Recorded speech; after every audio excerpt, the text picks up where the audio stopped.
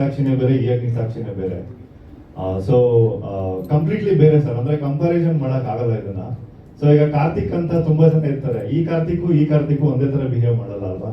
So ಇದು ಅದೇ ತರ ಸರ್. ಕಂಪ್ಯಾರಿಸನ್ ಮಾಡಕ್ಕೆ ಇಲ್ಲಿ ಯಾವ್ದು ಒಂದು ಸಿಮಿಲಾರಿಟಿ ಎಲ್ಲೂ ಸಿಗಲ್ಲ ಸರ್. ಯಾಕಂದ್ರೆ ಕಂಪ್ಲೀಟ್ಲಿ ಇದೇ ಬೇರೆ ಅದೇ ಬೇರೆ, ಟೈಟಲ್ ಅದೇ ಆಗಿರೋದ್ರಿಂದ ಆ ತರ ಥಿಂಕ್ ಮಾಡ್ಬೋದು. ಬಟ್ ಟೆಲಿಕಾಸ್ಟ್ ಆದ್ಮೇಲೆ ಅದೆಲ್ಲ ಮರ್ಸುತ್ತೆ ಸರ್ ಆಡಿಯನ್ಸ್. ಸರ್ ಪ್ರಿಪೇರ್ ಅಂದ್ರೆ ಆಕ್ಟಿಂಗ್ ಅಲ್ಲಿ ಕೆಲವೊಂದು ಸೊ ಸೀರಿಯಸ್ ಪಾತ್ರ ಮಾಡಿರ್ಲಿಲ್ಲ ನಾನು. ಸೊ ಸೀರಿಯಸ್ ಪಾತ್ರ ಮಾಡೋದಕ್ಕೆ ವರ್ಕ್ಶಾಪ್ಗಳು ಮತ್ತೆ ನನಗೆ ನಾನೇ ಮಿರರ್ ಮುಂದೆ ಸ್ವಲ್ಪ ಪ್ರಾಕ್ಟೀಸ್ ಮಾಡೋದು, ಲುಕ್ಸ್ ಅಂಡ್ ಲುಕ್ಸ್ ನ ಚೇಂಜ್ ಮಾಡ್ಕೊಂಡ್ರೆ ಏನೇನು ಡಿಫರೆನ್ಸ್ ಬೇಕು, ಒಂದು ಪಾತ್ರಕ್ಕೆ ಹೆಂಗ್ ರೆಡಿ ಆಗ್ಬೇಕು, ಸೊ ಈ ತರದ್ದೆಲ್ಲ ಸುಮಾರು ಮಾಡ್ಕೊಂಡು ಬಂದಿದ್ದೀನಿ. ಹೌದು ಸರ್, ಅದು ಚೆನ್ನಾಗಿತ್ತು. ಅಂದ್ರೆ ಟಗ್ ಆಫರ್ ಆಕ್ಚುಲಿ ಅಂದ್ರೆ ಇವ್ರು ಬರ್ದಿರೋ ಸ್ಟೋರಿ, ಇವ್ರು ಬರ್ದಿರೋ ಸೀನ್ಸ್ ಎಲ್ಲ ತುಂಬಾ ಇಂಟ್ರೆಸ್ಟಿಂಗ್ ಆಗಿದೆ.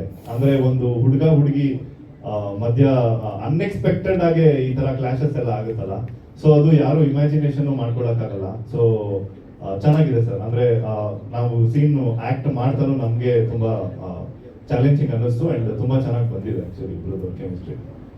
ಅಗ್ನಿ ಸಾಕ್ಷಿ ಬಂದು ಅದೇ ಈಗ ಹೇಳಿದಂಗೆ ಪ್ರೊಡ್ಯೂಸರ್ ಸರ್ ಕನಸು ಅವರೇ ಅದನ್ನ ಬರ್ದಿರೋದ್ರಿಂದ ಎಕ್ಸ್ಪೆಷಲಿ ಅಲ್ಲ, ಒಂದು ನೀವು ಪ್ರಾಕ್ಟಿಕಲ್ ಆಗಿ ನೋಡ್ತು ಅಂತ ಅಂದ್ರೆ ಆ ಹಳೆ ಟೈಟ್ಲ್ ಇಟ್ಕೋತು ಅಂತ ಅಂದ್ರೆ ಸೊ ಅದನ್ನ ಕ್ಯಾರಿ ಮಾಡ್ತಿದ್ದಾರೆ, ಆ ತರ ಇರುತ್ತೆ. ಬಟ್ ಪಾತ್ರಗಳು ಬಂದಾಗ ಖಂಡಿತವಾಗ್ಲೂ ಅದನ್ನ ಮರೆಸೋಂತ ಪ್ರಯತ್ನ ಮಾಡ್ಬೇಕು ಅಂತಾನೆ ನಮ್ಮೆಲ್ಲರ ಎಫರ್ಟ್. ಅಂದ್ರೆ ಅದು ಆ ಲೆವೆಲ್ ಪೀಕ್ ಹೋಗಿದೆ. ಖಂಡಿತವಾಗ್ಲೂ ಒಂದಷ್ಟು ದಿನ ಹೋಗಾದ್ಮೇಲೆ ನೀವು ಹೇಳ್ತೀರಾ ಆ ಅಗ್ನಿ ಸಾಕ್ಷಿ ಮರೆತು ಈ ಅಗ್ನಿ ಸಾಕ್ಷಿ ನೋಡ್ತೀರಾ. ಅಷ್ಟು ಸಖತ್ತಾಗಿ ಅಂದ್ರೆ ಪಾತ್ರಗಳನ್ನ ಕಟ್ಕೊಂಡಿದ್ದಾರೆ. ಇದು ನಾನು ಅಲ್ಲಿ ಫೀಲ್ ಮಾಡೋದ್ರಿಂದ ನನಗೆ ಗೊತ್ತಾಗ್ತಿದೆ, ನೀವು ನೋಡಿದ್ರೆ ನಿಮ್ಗೆ ಗೊತ್ತಾಗುತ್ತೆ. ಮೇಡಮ್ ಹೇಳಿದ್ರು ಕತೆ ಏನೇ ಇರೋದು ಅದನ್ನ ಬೇರೆ ತರ ತೋರಿಸ್ತೀವಿ ಅಂತ. ನಾವೀಗ ಇದೇ ಕಲರ್ಸ್ ಕನ್ನಡದಲ್ಲಿ ಪವಿತ್ರ ಬಂಧನ ನೋಡ್ತಾ ಇದೀವಿ, ಗೌರಿ ಕಲ್ಯಾಣ ನೋಡ್ತಿದೀವಿ. ಅದ್ರಲ್ಲೂ ಬಾಸ್ ಸ್ವಲ್ಪ ರಗಡಾಗಿರ್ತಾರೆ, ಅದಾದ್ಮೇಲೆ ಅವ್ನ ಮದ್ವೆ ಆಗೋ ಹುಡುಗಿ ಮತ್ತೆ ಅದೇನೋ ಚೇಂಜಸ್ ಆಗುತ್ತೆ. ಇಲ್ಲಿ ನಾವು ಮತ್ತೆ ಅದೇ ರಿಫ್ಲೆಕ್ಟ್ ಹೊಡಿತಾ ಇದೆಯಲ್ಲ ಅಂತ ರಗಡ್ ನೋಡ್ತೀರಾ ಮೇಡಮ್. ಆದ್ರೆ ಇಲ್ಲಿ ಅಗ್ನಿ ಅಂತ ಕ್ಯಾರೆಕ್ಟರ್, ಆ ಪವರ್ಫುಲ್ ನೇಮೇ ಅಗ್ನಿ ಅಂತ ಅಂದಾಗ ಅಂದ್ರೆ ಸಿಕ್ಕಾಪಟ್ಟೆ ಪವರ್ಫುಲ್. ನಾನು ಹೇಳ್ತೀನಲ್ಲ ಪವಿತ್ರ ಬಂಧನ, ನೀವು ಮತ್ತೆ ಸಾರಿ ನಾನು ಹೆಸರು ಮೆನ್ಷನ್ ಮಾಡಕ್ ಹೋಗಲ್ಲ, ಎಲ್ಲ ಏನೇನ್ ಸೀರಿಯಲ್ ನೋಡ್ತೀರಾ ಅವರೆಲ್ಲರಿಂದ ವಿಭಿನ್ನವಾಗಿ ಸ್ಟ್ರಾಂಗ್ ಆಗಿ ಕಾಣ್ತಾರೆ ಅಗ್ನಿ. ನೀವು ಅಲ್ಲಿ ಫ್ರೇಮ್ ಅಲ್ಲಿ ನೋಡ್ಬೋದು, ನೀವು ಅವ್ರ ಫ್ರೇಮ್ ಅಲ್ಲಿ ನೀವು ಮುಂಚೆ ನೋಡಿದ್ದ ಇವಾಗ ಬ್ರೋ ಗೌಡ ಅಂತ ನೀವು ಸಪ್ರೇಟ್ ಆಗಿ ನೋಡೋದಕ್ಕೂ ಇಲ್ಲಿ ಕ್ಯಾರೆಕ್ಟರ್ ಅಂತ ಬಂದು ನೋಡೋಕ್ಕೂ ಸಿಕ್ಕಾಪಟ್ಟೆ ಚೇಂಜಸ್ ಇರುತ್ತೆ. ಮತ್ತೆ ಅಗ್ನಿ ಅಂತ ನೀವು ಅಲ್ಲಿ ಟೈಟ್ಲು ಅಂತ ಏನಿದೆ ಅದು ತಕ್ಕಂತೆ ಶೂಟ್ ಆಗ್ತಾರೆ ಇವರು. ನೀವು ಶಾರ್ಟ್ಗಳಲ್ಲಿ ನೋಡ್ತೀರ, ಅದನ್ನ ನಾನು ಎಕ್ಸ್ಪ್ಲೈನ್ ಮಾಡಕ್ ಹೋಗಲ್ಲ. ಐ ಥಿಂಕ್ ನೀವು ನೋಡಿದ್ರೆ ಐ ಥಿಂಕ್ ಗೊತ್ತಾಗುತ್ತೆ ನಾನು. ಸರ್ ಈಗ ಒಂದು 10 ಎಪಿಸೋಡ್ಗೆ ನಾವು ರೆಡಿ ಆಗಿದ್ದೀವಿ. ಟೆಲಿಕಾಸ್ಟ್ ಸ್ಟಾರ್ಟ್ ಆಗೋದಕ್ಕಿಂತ ಮುಂಚೆ ಇನ್ನೊಂದು 3 ಎಪಿಸೋಡ್ ಪ್ಲಾನ್ ಆಗಿದೆ. ಒನ್ಸ್ ಸ್ಟಾರ್ಟ್ ಆದ್ಮೇಲೆ ನಾವು ಮುಂದುವರಿತೀವಿ ಸರ್. ಡೈರೆಕ್ಟ್ರೆ, ಈ ಹಸೆಮಣೆಯಲ್ಲಿ ಹಣೆ ಬರ ಹೋಗ್ತಿದೆ. ಹಸೆಮಣೆ ಏರಕ್ ಮುಂಚೆ ಅವ್ರು ಹಣೆ ಬರ ತೋರಿಸ್ಬಿಟ್ಟಿದ್ದಾರೆ ಆಲ್ರೆಡಿ ಈಗ ಟ್ರೈಲರ್. ಅಂದ್ರೆ ದೇವರೇ ನಿಶ್ಚಯ ಆಗ್ಬಿಟ್ಟಿದ್ದಾನೆ ಸರ್, ಅಗ್ನಿ ಸಾಕ್ಷಿ ಅಂತ ಅಂದ್ಬಿಟ್ಟು. ಸೊ ನಿರ್ಣಯ ಆಗ್ಬಿಟ್ಟಿದೆ.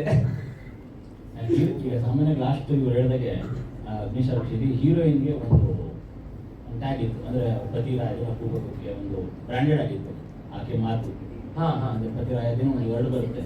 ಆ ಥರದ್ದು ಏನಾದ್ರು ಹೀರೋಯಿನ್ಗೋ ಹೀರೋಗೋ ಯಾವ್ದೋ ಒಂದು ತುಂಬಾ ಇದೆ ಸರ್. ಅಂದ್ರೆ ಈ ಅಗ್ನಿಗೆ ಯಾರಾದ್ರೂ ಕಣ್ಣಲ್ಲಿ ಕಣ್ಣಿಟ್ಟು ಮಾತಾಡಿದ್ರೆ ಆಗಲ್ಲ ಸರ್. ಕಣ್ಣಲ್ಲಿ ಕಣ್ಣಿಟ್ಟು ಮಾತಾಡಬೇಡಿ, ಸುಮ್ಮನೆ ಹೋಗ್ತಾ ಇರಿ ಅಂತ ಅಂದ್ಬಿಟ್ಟು ಅವ್ನ ಟೆಂಪರ್ನ ರೇಸ್ ಮಾಡುತ್ತೆ ಅದು. ಯಾರಿಗೆ ಕಣ್ಣಲ್ಲಿ ಕಣ್ಣಿಟ್ಟು ಮಾತಾಡಿದ್ರೆ ನಮ್ಮ ಅಗ್ನಿಗೆ ಆಗಲ್ಲ, ಎಕ್ಸ್ಪೆಷಲಿ ಯಾರೇ ಆಗಿರ್ಲಿ ಅದು.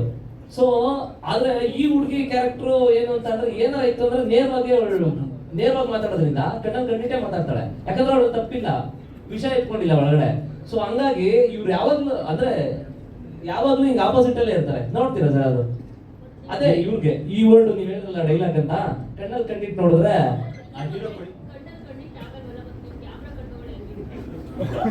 ಆಬ್ವಿಯಸ್ಲಿ ನಿಮ್ಮೆಲ್ಲ ಕ್ಯಾಮ್ರಾ ಕಣ್ಗಳು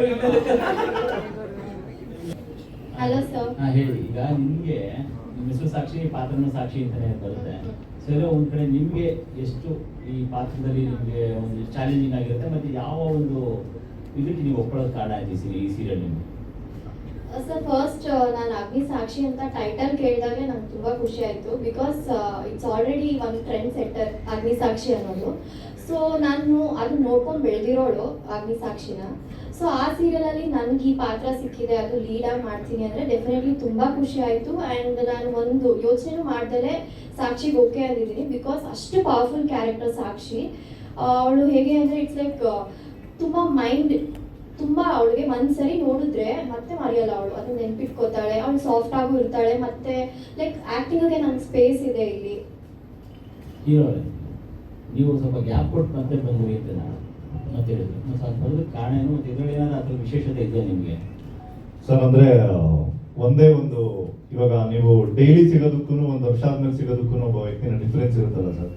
ಸೊ ಒಂದು ಏನಂದ್ರೆ ನಂದೇ ಆದಷ್ಟು ಒಂದು ಪರ್ಸನಲ್ ಕೆಲಸಗಳಿತ್ತು, ಬೇರೆ ಇದಿತ್ತು, ಅಂಡ್ ನನಗೂ ಕೂಡ ಒಂದು ಗ್ಯಾಪ್ ಬೇಕಿತ್ತು. ಯಾಕಂದ್ರೆ ಡೈಲಿ ಹಳೆ ಪ್ರಾಜೆಕ್ಟ್ ಡೈಲಿ ಬರ್ತಿದ್ದಿಲ್ಲ.